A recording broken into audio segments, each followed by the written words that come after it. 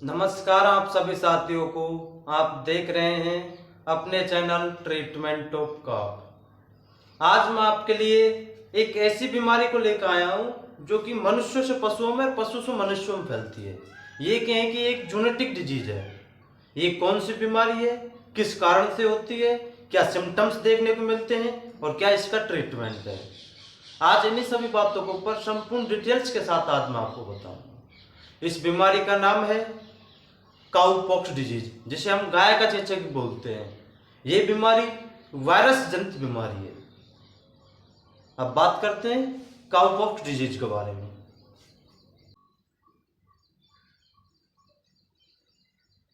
Cow pox, जिसे हम गाय का चेचक बोलते हैं,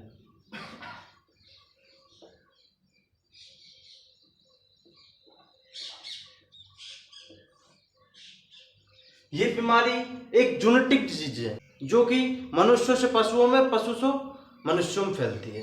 ये किस कारण से फैलती है, अब बात करते हैं इसके कारण। ईटियोलॉजी,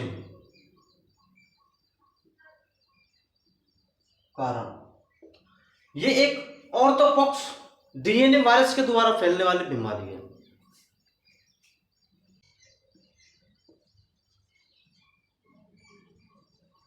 ऑर्थोपॉक्स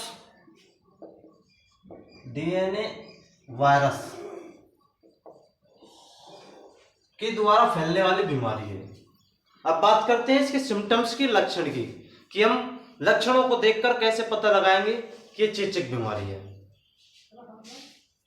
अब बात करते हैं इसके लक्षणों की। लक्षण, जैसा कि आपको पता है, मैं लक्षणों को आपको बोल के ही बताता हूं और ट्रीटमेंट को आपको बोर्ड पे लिख के बताता हूं और आप स्क्रीन पर भी देखते हैं कौन सा इंजेक्शन है, कितनी एमएल में देना है, कौन से मार्क से देना है।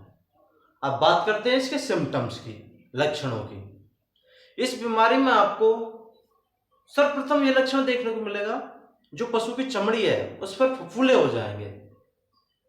सेकेंड लक्षण आपको ये देखने को मिलेगा, जो पशु की अडर है, लेवटी है, थन है, उन पर दाने ऊपर आएंगे और दाने पीले बादामी रंग के होते हैं और जो बाद में फफूलों का रूप ले लेते हैं।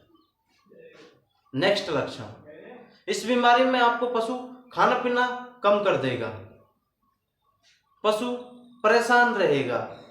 नेक्स्ट लक्षण, जो अपने बछड़े हैं, बछड़ों में ये रोगों के लक्षण, जो पशु का मुंह है बछड़ों का, उन पर देखने को फफूले मिलेंगे।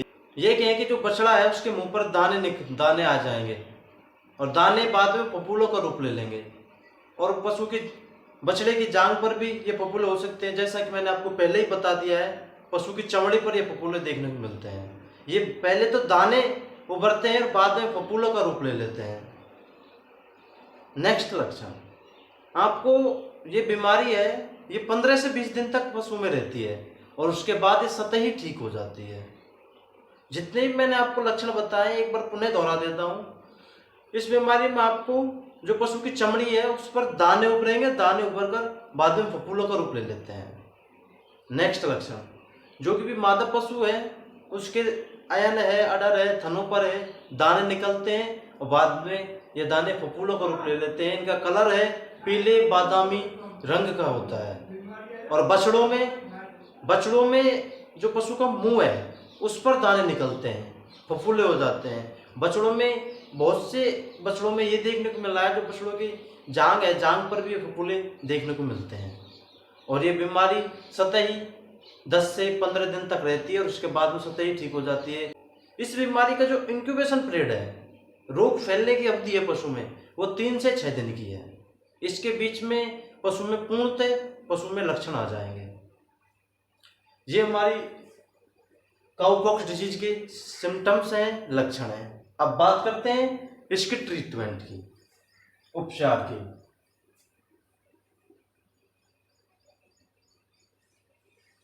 ट्रीटमेंट, उपचार,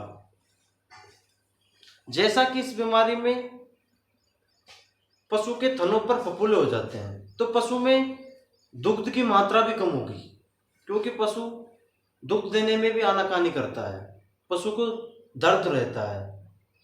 तो आप दूध काटने के बाद पशु के थनों पर एंटीसेप्टिक क्रीम लगाएं।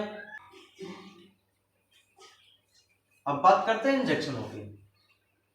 इंजेक्शन, इसमें फर्स्ट इंजेक्शन आपको एंटीबायोटिक लगाना है। आप कोई सा भी एक ब्रॉड स्पेक्ट्रम एंटीबायोटिक लगा सकते हैं।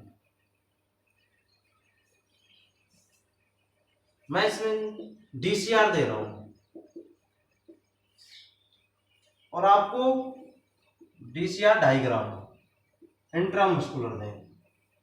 जो इंजेक्शन बता रहा हूं आपको एंटीबायोटिक का, तो आपको कम से कम नहीं तो 3 दिन तक पशु में प्रयोग करना है। और सपोर्टिव थेरेपी के रूप में आप, मैं इसके साथ लिखा रहा हूं, आप उनको भी साथ में लगा सकते हैं।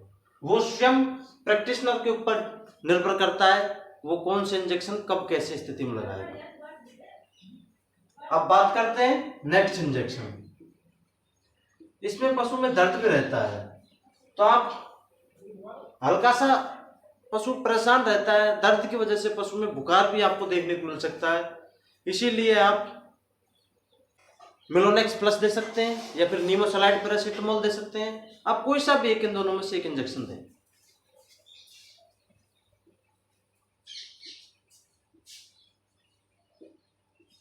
दस से 20 ml इंट्रामस्कुलर ओनली। इंट्रामस्कुलर देना है आपको ओनली, केवल। नेक्स्ट इंजेक्शन आप नेक्स्ट इंजेक्शन के रूप में CPM या फिर एविल में से कोई सा भी एक इंजेक्शन दे सकते हैं। 5 ml intramuscular only. Next injection आप बेलामाइन इंजेक्शन दें। 5 ml इंट्रामस्कुलर। ये हमारा काउपॉक्स डिजीज का ट्रीटमेंट है। इसका ट्रीटमेंट आपको सिम्टम्स के आधार पर करना है, इसका कोई प्रभावी ट्रीटमेंट नहीं है। जो हम फील्ड में अधिकतर करते हैं वो ये ट्रीटमेंट है। आप कोई सा भी एक ब्रॉड स्पेक्ट्रम एंटीबायोटिक पशु में दें। तीसरा पशु में यहाँ पे बता रहा हूँ आपको, पशु परेशान रहता है, पशु दर्द रहता है, तो इसके लिए पशु में फीवर भी आपको देखने को मिल सकता है। इसलिए आप दर्द, बुखार, सूजन का इंजेक्शन भी दे सकते हैं। CPM बेलामाइन जिस सपोर्टिव थेरेपी के रूप में दे सकते हैं आप। ये इस काउपॉक्स डिजीज का ट्रीटमेंट है। पशु में दूध निकालने के बाद आप एंटीसेप्टिक क्रीम को पशु के थनों पर जाकर भी फफूले हैं वहां पर लगाएं। इस बीमारी का जो भी ट्रीटमेंट था लक्षणों के आधार पर मैंने आपको बता दिया है। इस बीमारी के सिम्टम्स मैंने आपको बताए, रोग कारक मैंने आपको बताया। ये बीमारी एक ऐसी बीमारी है जो कि पशुओं से मनुष्यों में और मनुष्यों से पशुओं में फैलती है। ये एक जूनेटिक डिजीज है। बीमारी का नाम काउपॉक्स है। यदि आप ऐसी वीडियो देखना चाहते हैं तो आप हमारे चैनल को सब्सक्राइब कीजिए, बेल आइकन को दबाइए, ताकि भविष्य में आने वाली वीडियो आपको जल्दी ही मिल सके। फिर मिलेंगे कल नई बेहतरीन वीडियो के साथ।